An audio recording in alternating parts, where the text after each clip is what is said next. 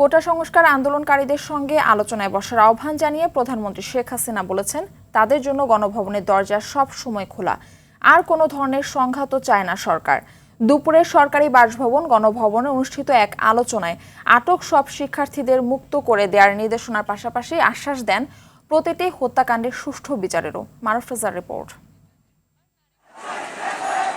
একদিকে দাবি আদায়ে বৈষম্য বিরোধী ছাত্র আন্দোলনের অব্যাহত বিক্ষোভ, অন্যদিকে এই আন্দোলনকে ঘিরে নানা সহিংসতা, রক্তপাত।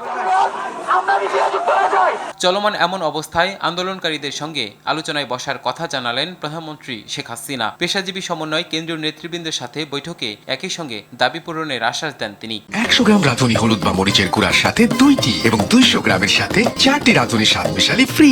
তারা যদি এখনো আসতে চায়, কথা বলতে চায়, আমি তাদের সাথে কথা বলতে চাই, তাদের কথা শুনতে চাই, তাদের দাবি কি কি বাকি আছে আমি এটা শুনতে চাই, এবং যেটা আমাদের সাধ্যমতো সেটা আমি পূরণ করতে চাই।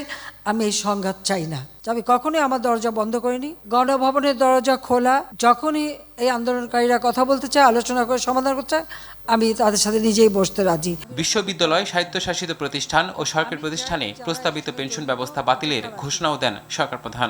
আমি চাই যারা এর সঙ্গে জড়িত, সে যেই হোক, পুলিশই হোক বা অন্য যে কেউ হোক, যারা অস্ত্রধারী, যারা এই ধরনের ঘটনা ঘটায়, তাদের সকলেরই তদন্ত হোক, বিচার হোক। এবং এই যে সমস্ত জ্বালাও পোড়াও সবগুলি, শুধু ঢাকা না, যে কয়টা জায়গায় এই ধরনের ধ্বংসাত্মক কার্যকলাপ হয়েছে সেগুলি যেন তদন্ত করে যথাযথ বিচার হবে। আর সাথে সাথে আমি এটাও নির্দেশ দিয়েছি যে এর ভিতরে যারা নিরীহ আছে তাদের সবাইকে, এবং ছাত্র যারা একেবারে খুনের সাথে জড়িত না বা এই সমস্ত ধ্বংসাত্মক কাজের সাথে জড়িত না, তাদেরকে মুক্তি দেওয়া শুরু করবে, এবং সেটা শুরু হয়ে যাচ্ছে।